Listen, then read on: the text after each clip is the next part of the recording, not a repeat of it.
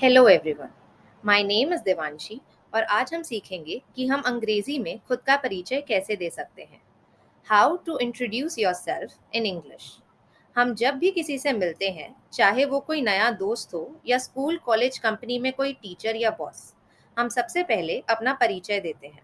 इससे सामने वाले को आपके बारे में पता चलता है और साथ ही आपका आत्मविश्वास भी बढ़ता है। आज मैं आपको बहुत सारे वाक्य सिखाऊंगी जिन्हें आप औपचारिक व अनौपचारिक स्थितियों में इस्तेमाल कर सकते हैं। तो बिना समय गवाए आप अपने पास एक बुक और पेन रख लीजिए और नोट्स बनाते हुए इंग्लिश के वाक्यों की प्रैक्टिस करते रहिए। जब भी हम अपना परिचय देते हैं तो सबसे पहले हम सामने वाले को नमस्ते कहकर अपना नाम बताते हैं। आप दिए गए वाक्यों में से कोई भी इस्तेमाल कर सकते हैं। आप बोल सकते हैं हाय, हेलो या हे, या आप इस्तेमाल कर सकते हैं गुड मॉर्निंग, गुड आफ्टरनून या गुड इवनिंग। इन दोनों का मतलब नमस्ते ही है। हाय, हेलो और हे में हम नमस्ते इस्तेमाल कर रहे हैं और गुड मॉर्निंग, गुड आफ्टरनून और गुड इवनिंग के अंदर हम सुप्रभात, सुमध्याह्नम का इस्तेमाल कर रहे हैं। वीडियो के लिए हम आपको एक काल्पनिक नाम दे देते हैं। लेट्स से यू आर रिया।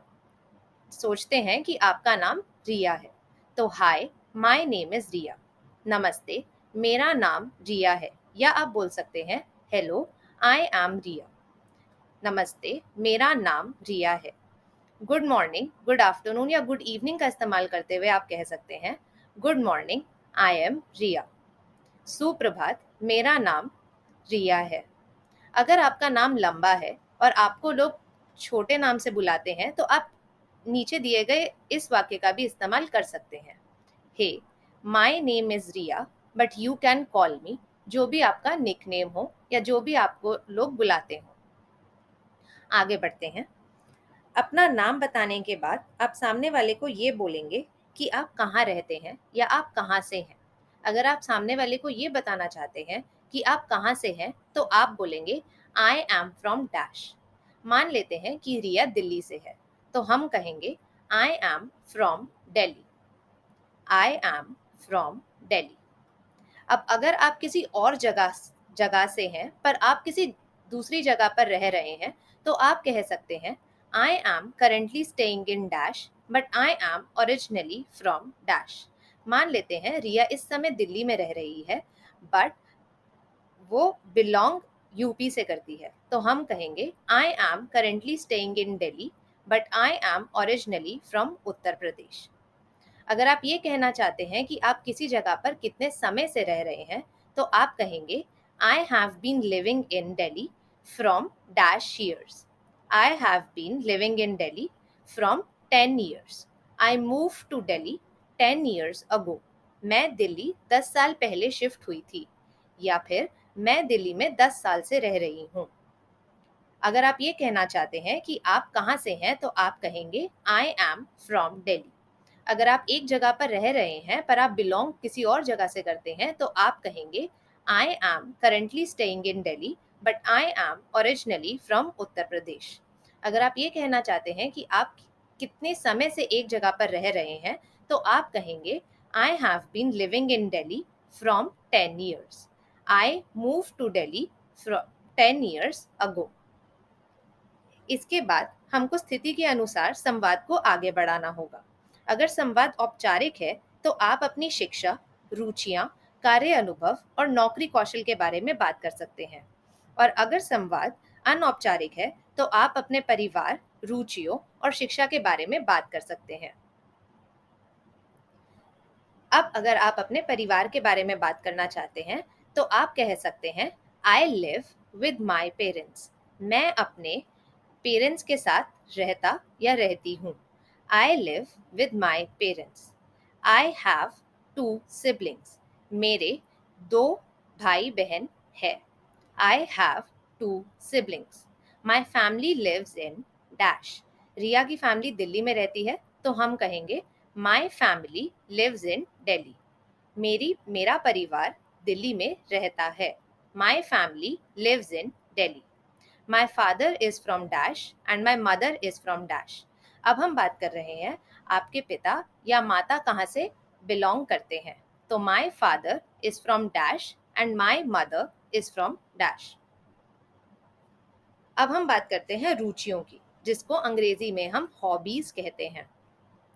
तो अपनी हॉबीज के बारे में बात करते हुए आप कह सकते हैं आई लाइक टू डैश। मान लेते हैं कि रिया की हॉबी पढ़ना है, तो हम कहेंगे I like to read. I like to read. या फिर आप ये भी कह सकते हैं कि माई हॉबीज आर रीडिंग। अगर आपकी रुचियां एक से ज़्यादा हैं तो आप इस्तेमाल कर सकते हैं इस वाक्य का जो कहता है my hobbies are reading, dancing, singing और जो भी आपको पसंद हो। My hobbies are. इसके अलावा आप ये भी कह सकते हैं आई एम इंटरेस्टेड इन।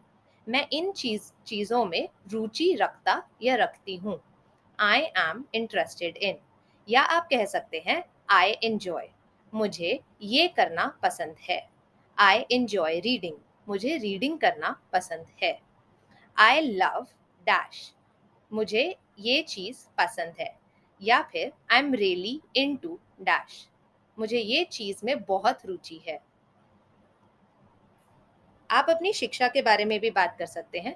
अपनी शिक्षा के बारे में बात करते हुए आप कह सकते हैं आई स्टडीड एट डैश। आप जिस भी स्कूल, कॉलेज या यूनिवर्सिटी में पढ़े हों आप उसका नाम लेकर कह सकते हैं आई स्टडीड एट डैश। मैं इस विद्यालय में पढ़ता या पढ़ती हूँ या पढ़ता या पढ़ती थी। I am a dash. अगर आप कोई भी जॉब करते हैं तो आप अपने जॉब का टाइटल, आप वहाँ पे क्या काम करते हैं, उसको बताने के लिए कह सकते हैं आई एम अ डैश या एन डैश। मान लेते हैं कि रिया एक डॉक्टर है, तो आप कहेंगे I am a doctor. I am a doctor. इसके अलावा आप अपनी जॉब बताने के लिए ये भी कह सकते हैं कि I am a qualified dash. I am a qualified doctor. I am a qualified dash. या फिर अगर आपने किसी चीज़ की पढ़ाई की है कॉलेज में तो आपके पास डिग्री होगी। आप अगर ये बताना चाहते हैं कि आपके पास किस विषय की डिग्री है तो आप कह सकते हैं I have a degree in dash. मान लेते हैं रिया के पास इंग्लिश की डिग्री है, तो हम बोलेंगे I have a degree in English. I have a degree in English. और अगर आप अभी भी पढ़ रहे हैं तो आप कह सकते हैं आई एम स्टडीइंग डैश। आप जो भी सब्जेक्ट पढ़ रहे हैं उस उसका नाम लिखकर बोलकर आप कह सकते हैं आई एम स्टडीइंग डैश। मैं ये पढ़ती या पढ़ता हूँ।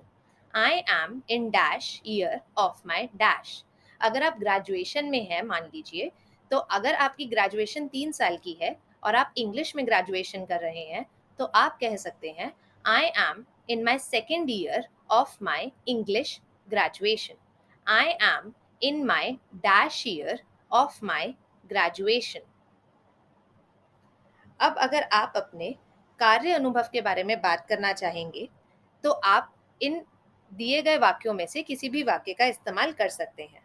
अगर आप एक औपचारिक इंटरव्यू दे रहे हैं तो आपका कार्य अनुभव बहुत मायने रखता है। तो आप कह सकते हैं I have been working as a dash from dash. आप बता सकते हैं कि आप किस रोल पर, आप किस पद पर कार्य कर रहे हैं और कितने समय से कार्य कर रहे हैं।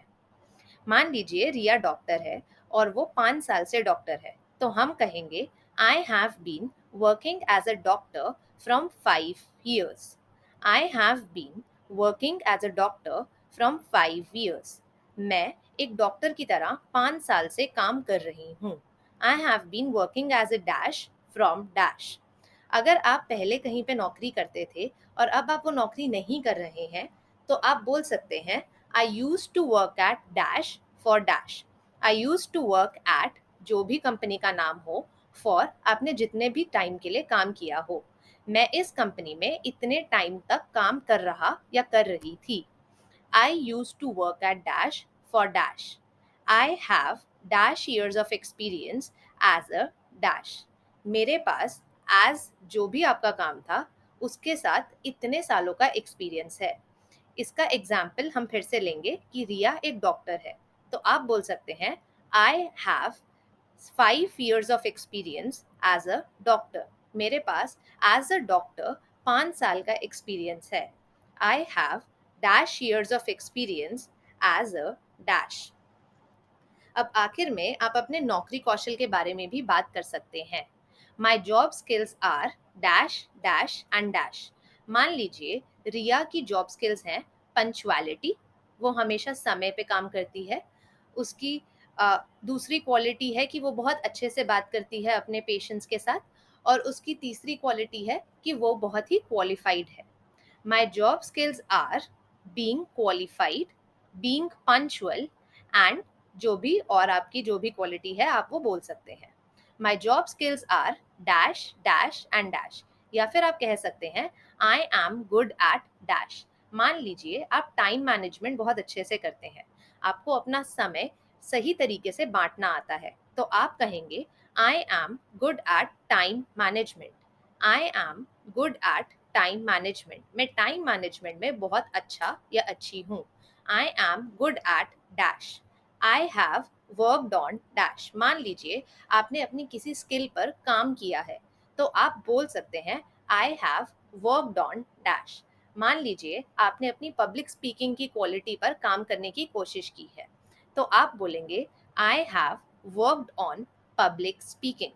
I have worked on public speaking, मैंने पब्लिक स्पीकिंग पे काम किया है।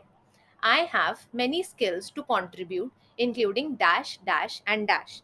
मान लीजिए आप एक इंटरव्यू दे रहे हैं और आप इंटरव्यूअर को बताना चाहते हैं कि आपकी जो स्किल्स हैं, आपका जो कौशल है वो किस तरीके से कंपनी में हेल्प करेगा। तो आप बोल सकते हैं कि मेरी ये स्किल्स हैं जो कंट्रीब्यूट कर सकती हैं आपकी कंपनी के लिए।